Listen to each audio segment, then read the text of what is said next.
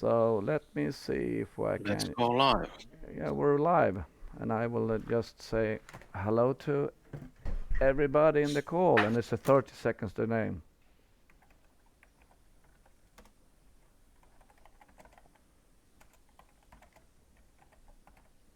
I'm trying to spell at the same. Please ask questions.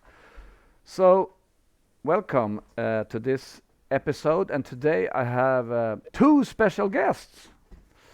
So for those of you who doesn't know me, I'm Frederick. I've been for tech for 10 years. I like technology. And I have two guests today. And would my always appearing friend Jukka start by introducing himself? Hello, everyone. Yeah, my name is Jukka. I have been also in the industry 20 years. I think this is our third video, or You don't even know. remember, I know it's remember hard. Frederick? It's hard when you get older. So, but we have a Yes, exactly. we have a secret guest, and then he will only be visible as soon as he talks. So, Mr. Tadeusz. Okay, so hello. Hopefully you can see me now. Um, I'm technical support at Tektronix for over 20 years, supporting performance segment in the company in the region of Europe, Middle East, and Africa. Have you ever got a question from a customer? Is this jitter measurement good or bad? Every day. And you always answer them without looking, yeah, it looks fantastic. It's not that simple. No, sorry for that. So I would like us to start. We have like 35, 40 minutes to run this, and please just ask questions. So we will start a little bit. Where do jitter come from? And when you started like 20 years ago in the industry, was that a wide spoken term already at that time? Or is that something that popped up as a big thing later? It didn't just pop up. It was an evolution. I remember the first Tektronix application for zero measurement. It was called TDS JIT 1 and had more or less nothing to do with the real zero measurements at that time. This is what we thought is a zero at that time. It was essentially a period measurement with the full statistics. So we were reporting standard deviation as a zero RMS. We were showing a peak value for a period. Then new models were created and added to the support. So probably the widely known and one of the oldest from historical perspective model was dual Dirac model for a real separation for a random and deterministic components of zero and the estimation of TJ at a certain confidence level that we call the BR level. Then Tektronix actually brought the innovation to the market. Tad. Yeah. Let's go back. I'm sorry. You just fixed Okay, I go back. Jukka, the same thing here. So we started by you saying that we introduced something that measured period, and we call it RMS jitter. So I will try to share my screen here. You can, if I get the right mouse. Actually, in my speech, I haven't even reached the point that you're displaying on the screen. No, so in the beginning, this is not very nice done. Let's assume this is a period. Is that what you measured? Yeah. Like this edge over here Right. and this edge over here, and then you made a statistical and you did an RMS calculation on this one. Was that the beginning? Right. So on a clock-like a signal, you expect the period to stay constant. But certainly because of a Jitter effect, it was slightly jittering. So we are measuring the period, as you wrote on the screen, and how the edges are moving relatively to each other. And based on multiple measurements with a single shot capture, we're building up statistics. Something like this. Exactly. So we are able to determine over a certain period of time what is the peak value for a deviation, and we were able to create some statistics like a PDF probability density function or a histogram and estimate a 1 sigma or a standard deviation to report something called a Jitter RMS, but again, it was a period measurement. It was not really Jitter measurement. Jukka, any comments on this one, or? No, just that's a nice drawing. I think that's the idea. How At to make least the it was jitter, there from the jitter beginning. measurement. Yeah.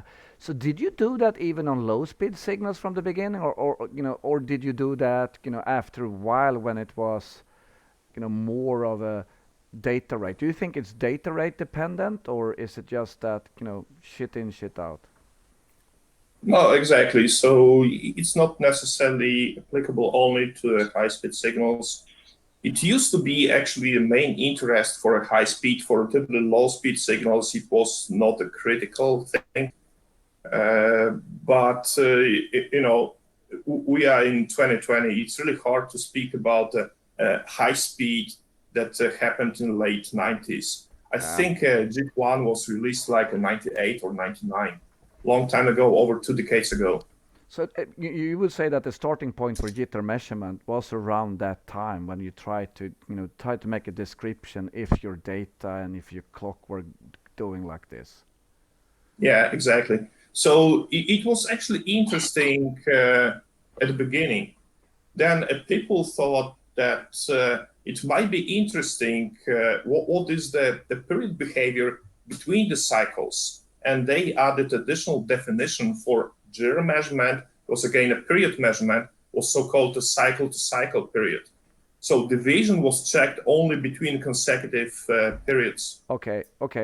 Let me try to draw this one. I'm not sure if I can do it. I'm going to remove everything I did.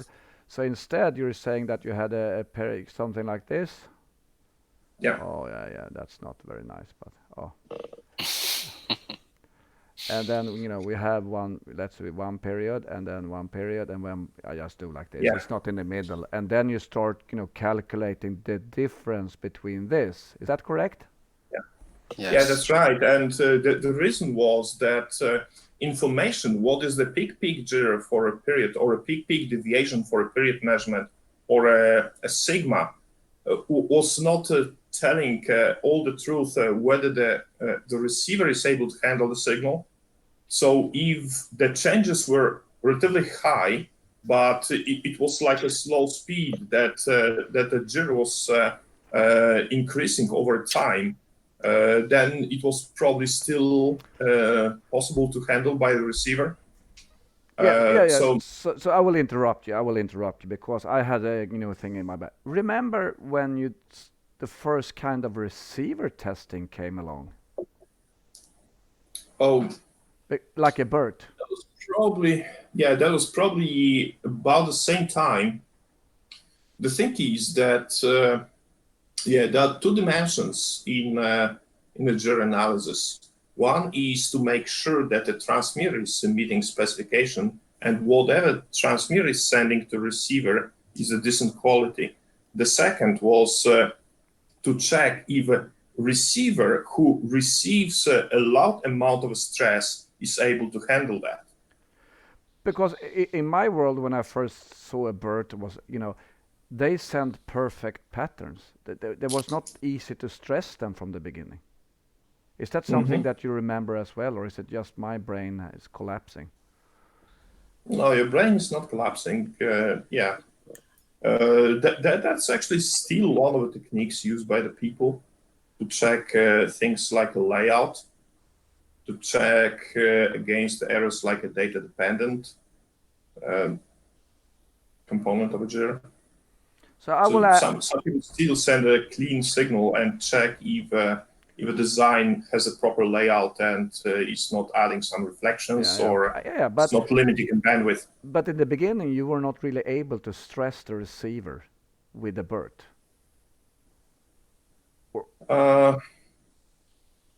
Well, you have to elaborate on this one. I'm not sure. Yeah, so maybe What's I'm the wrong. question? So I have I will ask the people out there, put some definitions of jitter in the chat window, and let's see what you can come up with, because it's not that easy. There's a lot of different things we talk about here. So I'm just checking your knowledge. If somebody knows anything about jitter and what it's called, like something peak or RMS and all that stuff. So let's go back to the picture we see. We had it. People were checking if the transmitter okay, and was checking if the receiver okay was able to handle that. When was the talk about JEDEC specifications? Who is JEDEC? Have you ever met them? Yeah, it's organization. And they went like, let's do something for Jitter, and they go like, let's measure this. Or where did it evolve? Or was it industry driven, saying that we need to have a consistent way of measuring this? Well, I think this is the point. So far, we're not talking about the JIRA again. We're talking about the period measurement and creating statistics. Whether it was just a cumulative period measurement or a cycle period, in both cases, it was just a period measurement. And the biggest difficulty was that depending how long you're actually running the measurement, you're ending up with the different JIRA results. Oh, and nice. secondly, industry wanted to have consistent result that was actually not possible to get on a composite JIRA. The industry actually created some definitions and models to separate random deterministic components and check at a certain confidence level. But from the beginning, that standard came because they wanted to have a similar way of measuring, so that you can. Exactly. So if I go for brand A, brand B, and brand C, different record length, they would end up in a kind of the same range. Was that the big problem in the beginning? Because I guess that different brands did it a little bit different and called it different. I'm not sure. Is that fixed in JEDEC? Do you need to follow that? These are the things you need to measure. Yeah. So at the beginning, it was a little bit confusing, as you say. There was one, I'd say, widely used model, dual Dirac model, and that model had relatively strong assumptions. So it was not perfect in terms of accurate characterization of a total JIRA at the confidence level, or BR. So Tektronix actually brought some innovations, and that was a spectral separation.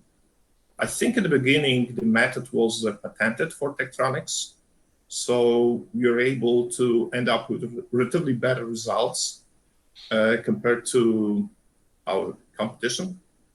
But then essentially everybody else followed our path and used the spectral separation for a JIRA measurement, a little bit more accurate model compared to dual Dirac.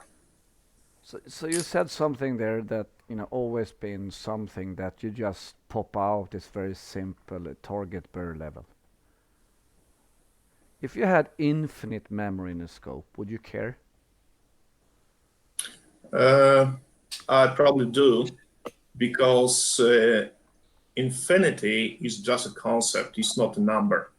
If I want to have an objective measure, I want to measure at a certain, whatever I call a confidence level. Yeah, so I cannot use the terms that are meaningless, like infinity. Okay, I'm good that you're telling me that I'm wrong. That's good. I'm trying to draw an eye diagram here.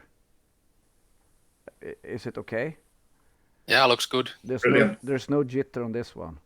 So you're talking about this target bear. Is that assuming that you have jitter in this axis and this axis that creates a certain eye closing, and then you run math to do the bazillions of bits you want to test to get the confidence level? So is that a part of a real measurement, and then you add some hocus pocus and then you get this? Yeah, so that's actually a very good question, and I probably need to step back a little bit. So firstly, most of the people believe that JIRA is important and everybody cares about JIRA. That's not the case. If I design something like a cell phone, I want the cell phone to operate error-free. And the only thing I care about is errors. A JIRA is just a method that we can use to assure that our device will operate error-free in a reasonable period of time. So, for instance, if my cell phone is crashing every second, it's completely useless. If it is crashing once a month, I'm okay with this. And that's why, yeah, okay. So you can increase your confidence level, you can increase your target. And now we say that I would be okay knowing that the device is error-free in a certain period of time, which means that I'm setting up a certain confidence level. Then if I set a confidence level like 10 minus 15, essentially for direct measurements, it means capturing like a 10 to 15 bits and checking if I'm zero errors for full acquisition. On oscilloscope, it's not practical and extremely time consuming. On a bit array tester, potentially it's possible, but again, extremely time consuming. Yep. So what we do on the oscilloscope, we capture relatively short record, short span that is representative from statistical point of view.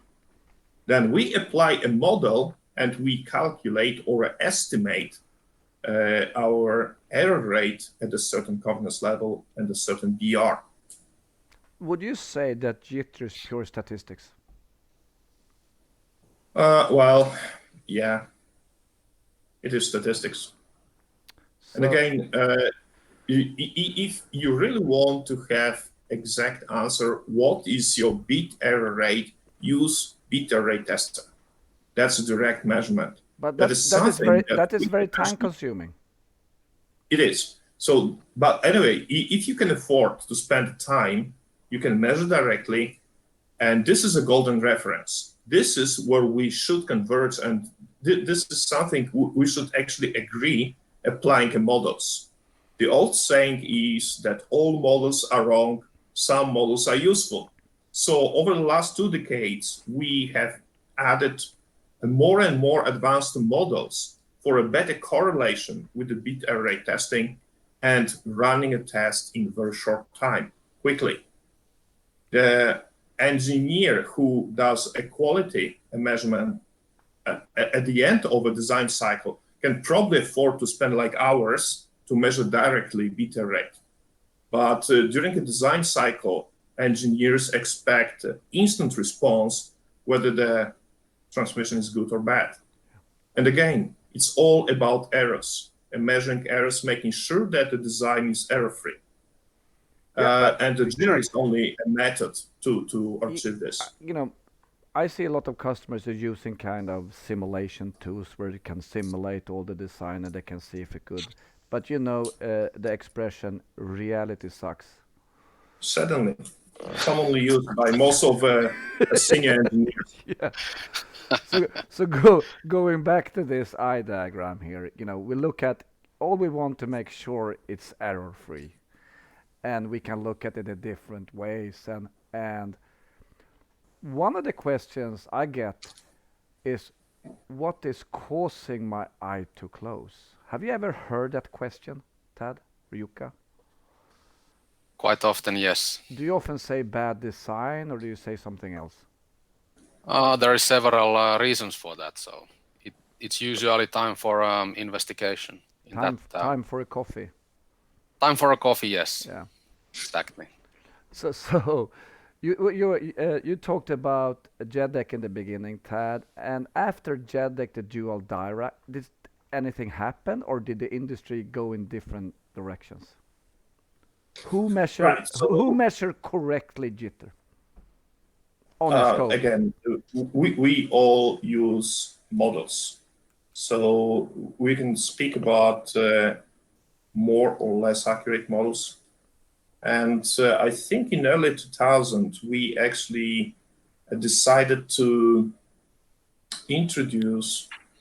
Okay, I have a guy, asking, what do you think about this? To explain jitter in a simple terms, I prefer this state. It begins the variation in delay of a periodic signal. The variation of delay of a periodic signal. And Tad, what do you think about that? Is that well, a good... Well, yeah, it's probably not the worst.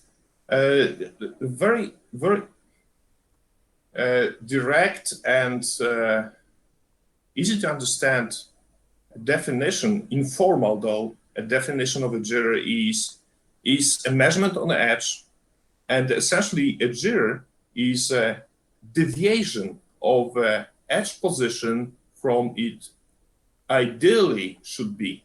So here's my ideal position, and when the signal is broadcasted, it may jitter a little bit, and that deviation is actually a jitter.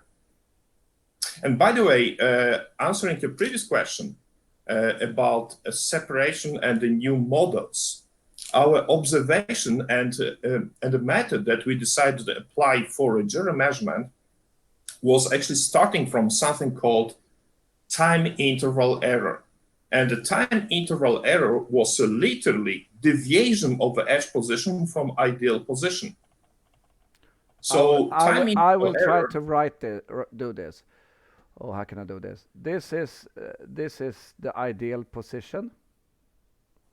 Oh, this is not very nice, but it's not physical signal. No, it's go backwards. I'm sorry, I'm useless. And what we have is an ideal clock position. Yeah.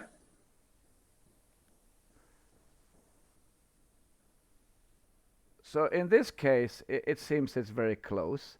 In this case, the edge come before the ideal position, which would give us a negative number. Because correct. I had a question about if time interval error can be negative. Yes, it could be any number. Absolutely. So that would be a negative number. You know, 0, probably 0, negative. Oh, it's only negative here. But if it was before, it would be positive. Okay, under condition that you defined a jitter measurement on both edges. You may actually measure jitter on rising edge, on falling edge, or on both. In this case, I rest my case. I will try to do a physical signal first of all. Is it better? And then I have the ideal clock.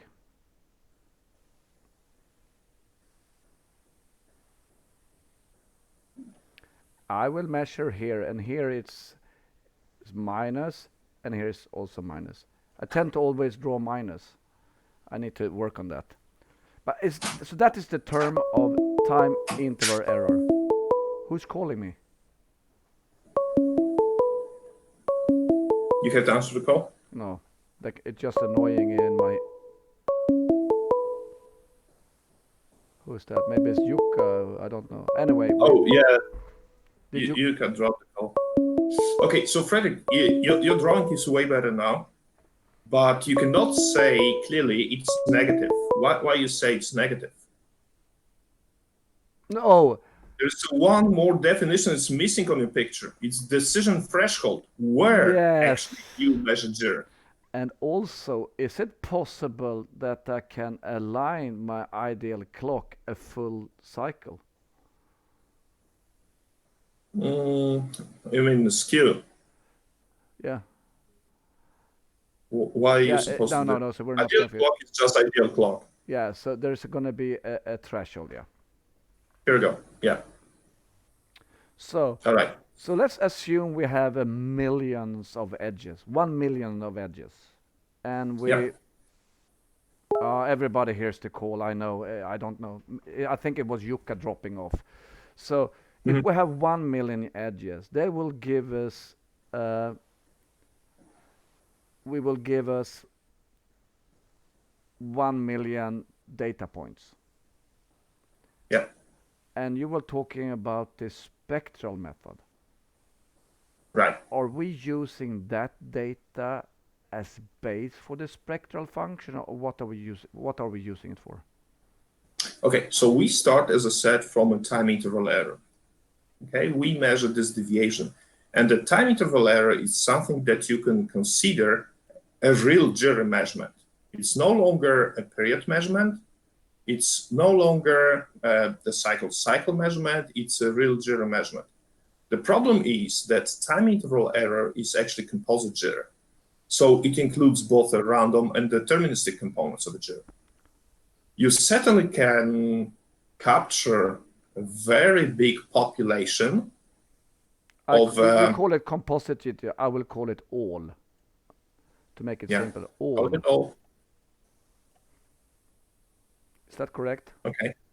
Yeah. So you have both deterministic components and random components in here. If you capture a long record, you would be able to see what is your eye closing due to a jitter. The problem is that in the next step, you can capture long plus one population, and the results can be different. You have to... I don't know why Jukka is trying to call me, but I will have him not stop. I will ask him to stop calling me. Okay. Because I don't even know how to answer. Oh my god. Or should I try to answer? Let's do this.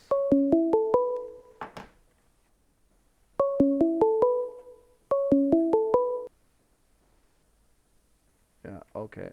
So can I go in here? Give us 2 seconds. I need to Yugi.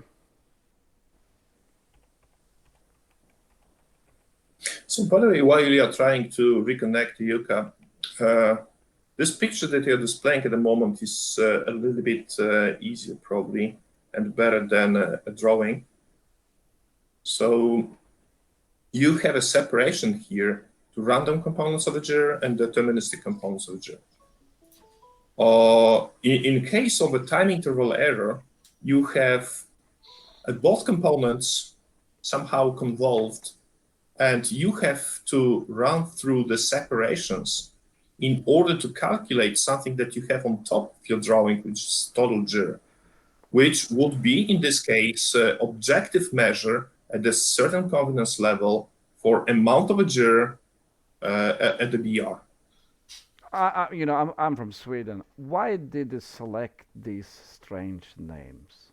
Why? I mean, total jitter is fine. It's like if you're looking at the components in a beer. So yes, it's a beer, and in that beer, it consists of random things.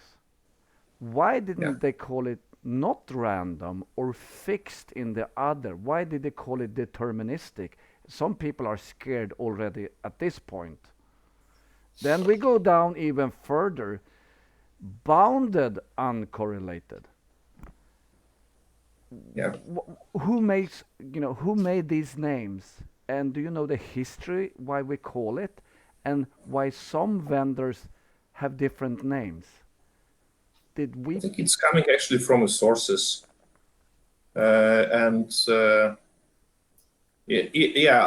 think if you study a jitter theory, the names are very intuitive. If you look at for the first time in your life, it might be a little bit hard to comprehend. I remember when I was running some jitter classes like 2 decades ago, and oftentimes the conclusion was that for the people who attended the class, everything is total jitter. They don't understand anything. You have to understand a little bit of the mathematics behind it. And then the names are very straightforward, including the names like NP batch, which is non-periodic bounded and correlated jitter. It's actually easier to understand it than to pronounce it. Yeah, so we have run this sometimes, Tad, and I'm good in confusing you, and you're very good in confusing me back. So let's assume on the top is a ready beer or a red wine or whatever, and these are the components. But if you say that I have DCD 2, ISI 3, DDG, how can we add up all this? Because some is peak to peak, some is RMS. I think it's really hard to understand the brewery on this one. Yeah, everything can be RMS, everything can be peak-peak. You have to define only confidence level. You can measure random Jitter not only as a sigma, not only as a RMS, you can measure it peak-peak, saying that it is at a certain BR level. If you say that a random Jitter at BR 10 minus 12 is this and that, it can be peak-peak measure. The thing is just a statistical distribution of the signal. So in case of a random, as you see on the plot, it's unbounded. So it means it has no beginning, no the end. It has a Gaussian distribution. Yeah. And the Gaussian distribution has a tails that are converging to zero in infinity, which means never. So that's why we actually report 1 sigma or a RMS value for a random Jitter typically, unless it is defined for a certain confidence level. So when I go out and try to do this, we have different ways of viewing all this. But is the reason for going for the deterministic side to try to figure out what is causing the total jitter? And if that is right, yeah, that's the only. So all these are kind of clues to what's going on. Exactly. So as I said, the beginning of all the calculations is a composite jitter that we call a time interval error. And then look at the basic information you have on the slide. You say that the random is unbounded and deterministic is bounded. So this is the big clue that you get how you can separate random from deterministic. We have a time interval error, which is a composite jitter, and we transform the signal from a time domain to a frequency domain. We simply calculate the FFT on the time interval error. And since the deterministic jitter is bounded, it can be described as a finite number of a Fourier series. So all the spikes you have in the FFT actually correspond to deterministic jitter. And again, deterministic jitter has a subcomponents, so you have to figure out which is which. But in the first step, you can easily separate deterministic from random just based on spectral properties. So let's assume this one. Okay, there is a okay, we have Sven da Costa saying, just my 2 cents of thoughts. Deterministics can be determined, bounded, has border limits, stays within known or defined extremes. Uncorrelated cannot be linked to something recognizable as a signers or the data zeros and ones. Yeah. Yeah. So I will challenge you. I think you're wrong. Otherwise, we can't have this discussion. Okay. So let's assume we have this time interval error, and we plot it as a function of time, and we got something looks like this. Yeah. Don't care about the values.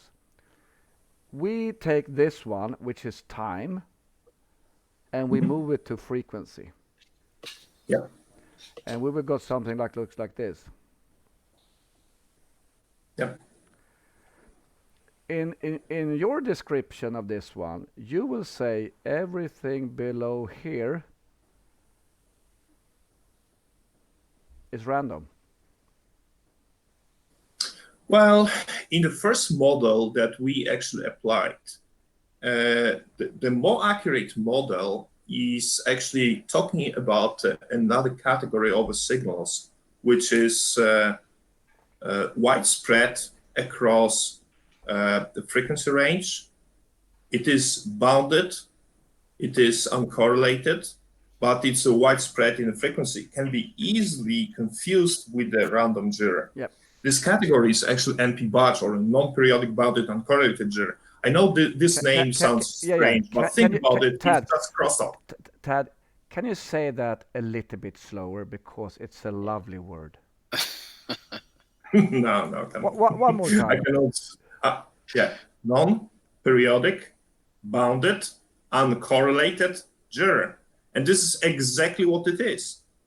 Because it has nothing to do with expected pop out of frequency. It's just somewhere else, yeah? Yeah, exactly. So firstly, it's bounded, which means deterministic, Yeah. not random. Secondly, uncorrelated. So it's not correlated to a data transmission in your system. And finally, it's non-periodic. If it was periodic, it would be just one spike in the frequency. Yeah. So that one is non-periodic. It means it's a widespread across the frequency range. Yeah. And it's very easy to confuse with a grass level, as some people say. So we have another question from Christian. Is it safe to assume jitter having a Gaussian distribution, or do you have examples where jitter distribution can be significantly skewed? And I think that, instead of doing this FFT, maybe we can look at, histogram, strange forms of histograms. I think that is probably, where I would go, because if you look at each of these different things, sometimes you can plot anything as a function of time. So I will start with the easy one, but I will do the Gaussian one. I know how to do that. And it might be physically impossible because I'm not good in drawing. We make that this one. So that should be, not perfect. And there will never be a stop to the ends. Okay, they don't like my drawings. I don't think we have any slides to do this. The other one would be something that looks like this. Yeah. The third one would be something that looks like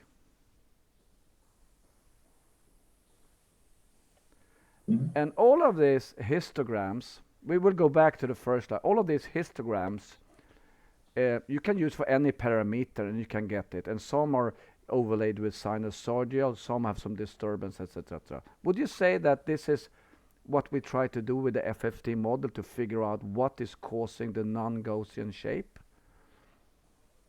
Yeah, so exactly. Depending what jitter component is dominant, you may have a different PDFs, you may have a different histograms. And in some cases, it's really easy to look at the histogram and say which one is dominant. In the case of the top one, we see more or less a Gaussian trace. So I would say probably random is dominant here. In the middle, you have a PDF that is actually showing a distribution for a sinusoidal jitter. So I would say in this case, it is dominant deterministic jitter, in particular, it's sinusoidal. And then you transform a signal, time interval error, from a time domain to frequency domain. And in case of a sinusoidal jitter, it's trivial. Just see one spike at a certain frequency, and you know exactly what's happening. So if you see the spike, you can actually check if a frequency of the spike is a subrate over your data rate. Yeah. In this case, it can be data dependent, or if it is not a subrate of a data rate, it can be injected from external world, like a switch mode power supply, injecting a clock to your transmission lane, and that would be periodic jitter. Yeah, so we had a request, stop drawing. They don't like my drawing. I'm completely useless in drawing. That's cool. Yeah. So going back again to this, one question: what is good? So when you look at good from a perspective, if you start doing this measurement and you do the target bare level, and you suddenly see that there's really no margin left, is this when you go in and try to figure out what is causing this? Or do people do that already if the eye is fine and they still want to check? Okay, so we agreed like half an hour ago that firstly, we don't care about jitter, we care about errors. And jitter is only a method to characterize a device, whether it's error-free or not. So what a jitter separation and jitter analysis actually helps you to do is the first to get a compliance information. If your device, if your transmitter is not transmitting or it's not generating too much jitter that a potential receiver wouldn't be able to handle, so it's a compliance information. The second information that you can get from jitter analysis is a diagnostic. So as you say, if you see that you fail compliance, you have to dig in and find a diagnostic information based on the analysis. If you see that a specific component of a jitter is dominant, you have a clues how you can optimize your device to minimize effect of a particular jitter. So each component of a jitter has a certain source, and you even put the sources on a plot here. So random jitter is essentially caused by thermal noise. What you can do if, in your case, a random jitter is dominant, and the random jitter is actually closing the eye closure and is failing compliance. You can use components that generate low noise. You can use less active components in order to generate lower thermal noise. Yeah, that's just a direct information for you what to do with the design. You can do the same with the deterministic. If a correlated jitter is dominant, like a data-dependent jitter, it essentially means that the components that you use in your design have a problem with supporting a certain bandwidth, or maybe a traces on the layout on the board are not supporting a certain bandwidth. You can change a material that you use for PCBs. You can use the components that are wider band. Same for periodic jitter. Again, in this case, is uncorrelated, which means that it's injected from external world. If it is a switch mode power supply that is actually sending or injecting some clock into your transmission lane, you may consider some better shielding or some redesign of. I have a good question for you from Alexander. Can Mhm. jitter be useful? It is extremely useful. As I said, we don't care literally about jitter, but we use a jitter analysis as a tool to determine a quality of our design. So as far as I remember, for the last 2 decades, all the people were measuring a jitter. So Does that you know, answer the I question? find, you know, in the link description, I will publish this afterward. There's a link to a white paper. I'm sure it's quite old, but we can look at it because it's actually looking at the PDFs. So let me see if you see something here.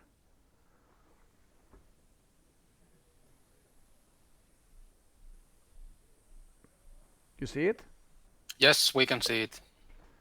So I guess this is, you know, one of the PDFs that we have. I think my drawing was better, and you have different spikes in different. You know, Yeah. yeah, I know that you don't think I'm doing it better, but so what else? Any more question about jitter? I mean, jitter is, you know, it's very simple to do on a you know, when you have data all the time. How do you cope with doing jitter analysis on a bursted signal? Like memories, USB.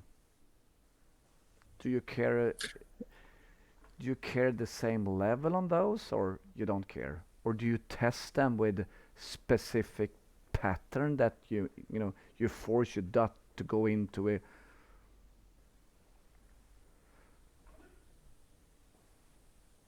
Yeah. So jitter on slightly breaking.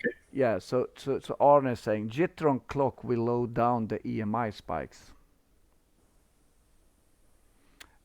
Yes, for sure, but I think that is probably more of a spread spectrum thing to do that, wouldn't you say? Why are you using spread spectrum, Tad? Yeah, not to have emissions at the one frequency, just spread a little bit and lower down. So that's a method to reduce EMI indeed. Yeah. So let me see if there is something here. Yeah, By the way, you actually asked a plenty of questions. I'm not sure if you still expect answers. I always expect an answer on this. So when we talk about jitter on the clock, we load down EMI spikes. Yes, because if a clock is not at the same frequency, I'm sure that spike will be smeared out a little bit. So the total power of a single unique frequency will be lower. But I think most people, what they actually try to do is do a spread spectrum. My other question was, if you have a USB or a memory, which is a bursted transmission type. Mhm. And you talk about we need to have long, package of data to do a good separation. And sometimes you don't have access to really long data. How do you do it? I mean, is that a question you got, like, or do an eye diagram on this USB, and you do an eye diagram, you have a line in the middle. So when you apply a mask, it will be fail immediately. Yeah, so you speak about the situation that we have on and off signal, Yeah. and it's not any different case compared to a continuous signal. The only difference is that the valid data for analysis is during on time. If you have a bursted type of signal, you have to run analysis on data that are transmitted during on time. So you need some kind of a marking or gating. or a gating. Yeah, Yeah, yeah. You can call it gating. I think that's a good term. When a valid data are transmitted and only analyze this gated signal. So in case of USB, it's relatively simple. It's way more difficult for transmissions, bursted transmissions from a memory, for instance, because a memory bus is bidirectional. You have one direction for transmitting read cycles, the other direction to transmit the write cycles. And you have to separate also transmission based on the direction that that the signal is transmitted, because cumulative eye diagram for reads and writes doesn't really make sense. You have to separate them in the next step. So that's why we also have some software supports that actually validate the signal and select a proper signal for analysis. In case of a memory testing, we not only analyze the signal during on time, but we also separate the direction and create one direction or the other. So Yeah. this is, we have about a few minutes left. I think we have actually 10 minutes left. So just to see if there's any interest, we did it very light. I think this is a light topic because there is something that is not that easy anymore to understand. I think it's when we come to multi-level signals, and one of the component that can actually help enclose an eye is not always this one, but we're talking of this one. And then it's harder to talk about time interval error when you have a, what can I say, amplitude jitter? What would you call it? Well, in this case, the definitions are about the same as for the NRZ signal. The only difference is that you have several decision thresholds because you have several eye diagrams. And that's something we can handle as well. And what you're saying, this two-dimensional analysis, it's extremely useful because it shows you both eye closing in a horizontal and a vertical. So I'm doing this. I think this is an Ethernet. I'll try to do this as smooth as I can, even that people don't like it. So this could be, okay. This signal. I mean, it's not that. So we were talking about most of the jitter comes from this component over here. I can actually make a different color. So this is the time interval error. But what we've seen lately, if we go up in really fast speed, the other thing that starts closing the eye is the part which is here. Yeah. And do you see that also coming in for other types of signals, Wes, or just the really fast ones? And my question will be, how do you measure this one? We know from the time interval, you should be here, you're here. But do you do the same thing, that you have a level, that the level should be here and you're not here, and you do the same thing? It's not time, it's like a voltage interval error. How do we, what's the thought process behind that? Yeah, so we spoke about the different models. I started historically from the first period measurement. We spoke about the spectral separation. then this famous NP budge or a crosstalk effect. So the model became more and more complex. In the case of multi-level transmissions like a PAM3 here, of course, a vertical eye closure is something to be considered as well. And one of the next enhancements to our Jitter analysis models was actually adding analysis for both horizontal and vertical components.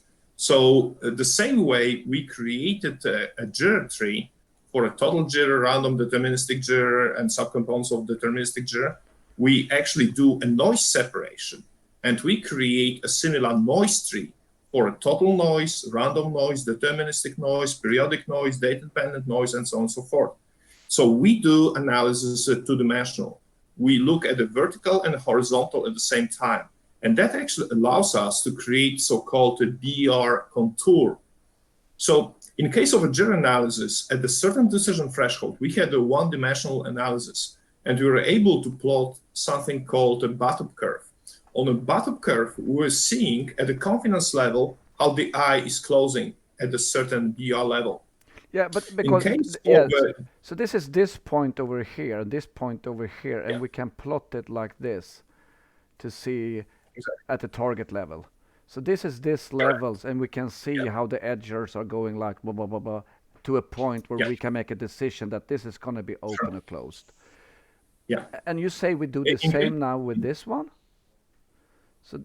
So now we can create the same bottom, but for a vertical components, for total noise. So it's like a bottom that you created, but rotated by 90 degrees. And it's actually showing you how vertically eye is closing correct, depending on the confidence level. And if you take these two bottoms, you can create inside your eye so-called a BR contour that is showing you two-dimensional eye closure at a certain confidence level. So how do you measure jitter on the closed eyes? Yeah. If the eye is closed, then you cannot measure jitter. No. But you know that in some cases we have a very, very closed eye and we try to measure, and there's tools to reopen the eye and do jitter measurement? That's right. Yeah, exactly. So I think this is a very good point. If we speak about the fastest signals that we have nowadays, what is a fast signal? What is fast for you? Like a 100G Ethernet. 100G. Would you consider it? Yeah, but it's not necessarily limited to that kind of standards. The thing is that it also depends on a length of a link, length of a transmission lane between a transmitter and receiver, and the quality of this link. And the truth is that in most of the cases, for modern standards, also mainstream standards like USB 3.2, for instance, the eye is more or less closed at the receiver. So we have to run equalization to equalize the signal. And then we do... Well, USB 3.2 is relatively fast, it's 10 gigabit, but it's applicable even to slower signals like a PCI Express Gen 3, for instance. Yeah. So that means that, for us to, to start doing something, we need to make sure that the scope acts like a receiver. Is that what you're saying? That's true. So we have to emulate with our software receiver performance. If a receiver has some kind of equalization implemented, we have to apply that equalization to see what exactly the receiver sees at the slicer and the comparator. Yeah. Okay. So another question, just about there's no more questions here. I think everybody's a little bit confused, and we will. If you like this, just say we can run it. We can run some real measurements as well. But yeah, you can keep confusing people, but I think it's better if you switch to a scope and show some examples.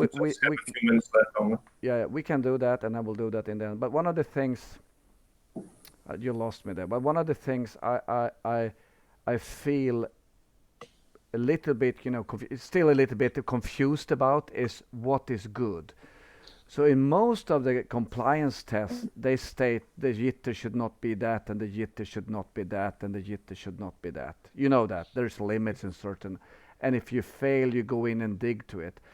Have you felt that there's a more demand for doing power integrity measurement, just because what we showed last slide when we have an amplitude closing eye diagram, which is more often caused by, I would say, DC-DC converters. Is that something that you hear as well? That Yeah, people want to, absolutely. so We used to talk about the two different terms. There was a signal integrity and power integrity. I don't really distinguish directly between them. From my point of view, everything is actually signal integrity, just a different sources of the problems. And of course, slightly different measurement tools to measure power integrity. okay, so here's the scope. So, There you go. hello Tad, I'm just starting here at my own company. I have a clock. Can you tell me if this clock is good? I have no idea. You look only at the one period of a clock. Or you want me to have a little bit more data? Is that Well, it's actually a little bit risky to ask that kind of Yeah. question if you start a company. That's why I want to hire you, man. So Okay. I mean, So we have done this. Let's, so one of the things you need more data. I'm just doing this single shot so you can see a single shot. And here, one of the things I'm triggering on just one eye, so I can get this as an eye diagram. Maybe I can change it to have a trigger on both edge, or.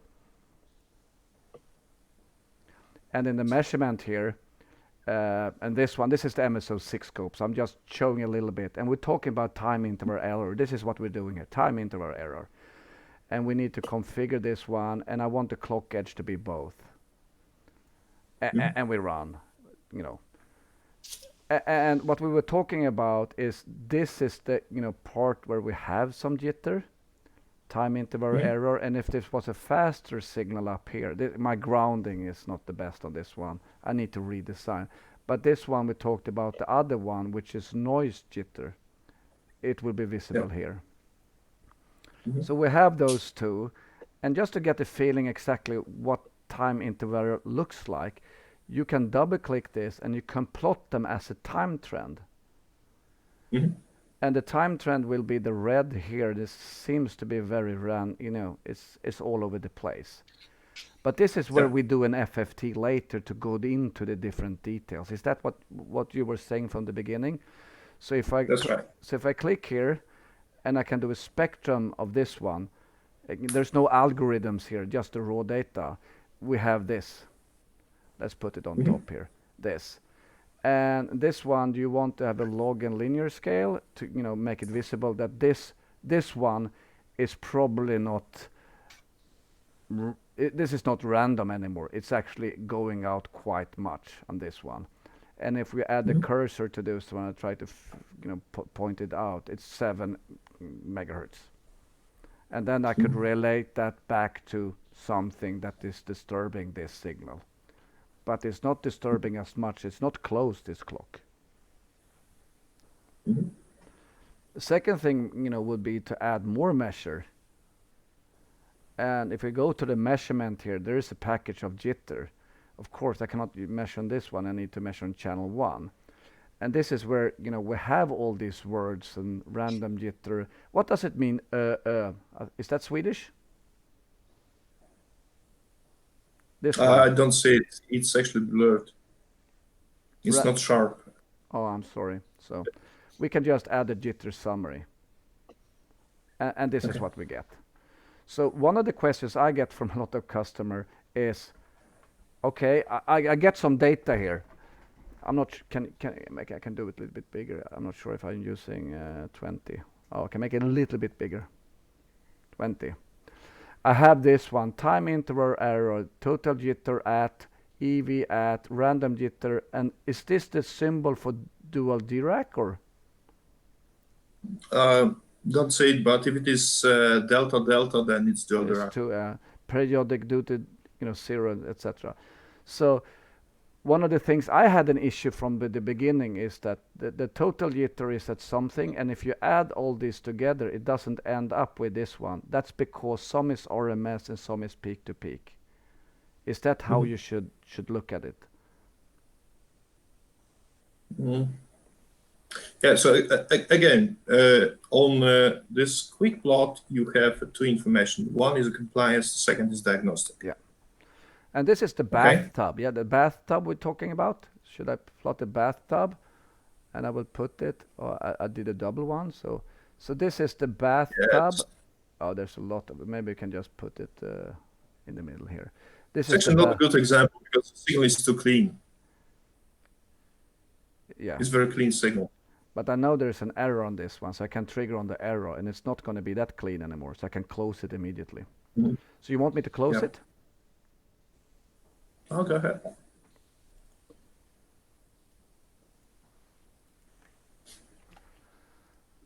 Enter. 10.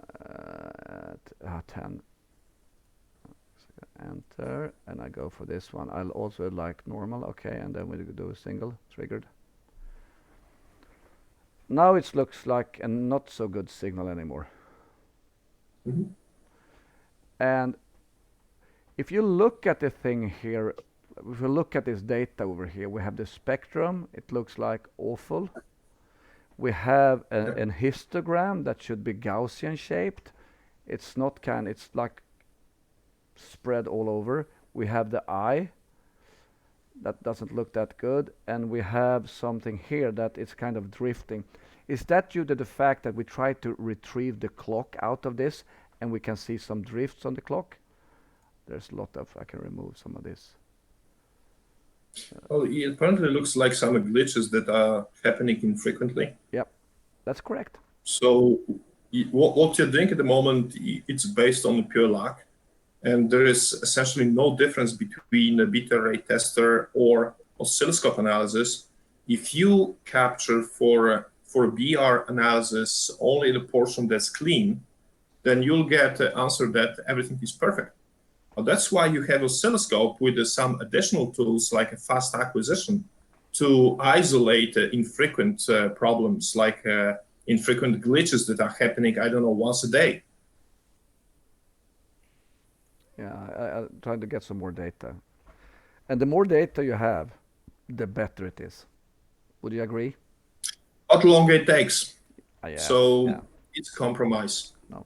So you know, at least for this scope, it's a little bit different user interface right now from but this is how you can look at the different things. Eye diagram, bathtubs. You can configure, if it's a clock edge, whatever you want. You can have dual. You can have the reference level set. I think this is important. And then we have what's it called. This is most of my customers like using the wrong clock recovery, because if you're doing the wrong clock recovery, you end up with results that not even close to reality. Is that something that your experience says as well? It's setting up the wrong clock recovery on the data is quite common. It is, and you have to step back and recall the definition for a jitter that we gave at the beginning of this session. So it's a deviation from ideal position. Clock recovery is really key because it determines the ideal position of the edge, and against this ideal position, all the measurements are calculated. So you have to think twice before you calculate recovered clock, and you define a clock recovery. Ideally, you should actually mimic a receiver, how the receiver is recovering clock. I think this is the thing we have here. So I would like to thank you, Tad, for this. If there's anything else, my pleasure. Thank you for inviting me. Yeah. Next, if next topic we can maybe do some more practical measurements. Would that be something that you would like, Tad? So we have. Oh, definitely. I would like to show some typical mistakes that people make for a high-speed analysis, in particular related to jitter. As you only mentioned during this call, like incorrect clock recovery definitions. Yeah. So Sounds like a good plan. Yeah, and also, making sure that you try to use most of the bits we have available. Having the right sample rate. So. Yeah. So thank you. We had 33 people looking at it, 2 likes, 1 dislike on my drawing. I will be better. I will actually go to study art. But this was a seminar a little bit lighter, and I hopefully, you get the history. I think we talked about that. We talked about evolution, and we talked about where the newest standard are and how we can cope with that. So thanks again. Have a great day. Enjoy. Go out to the sun. Think about Jitter, and you can replay this video more and more again. Thanks, Jukka. Thank you, Thanks, everybody. Tad. Thanks, Tad. Thank you. Bye-bye.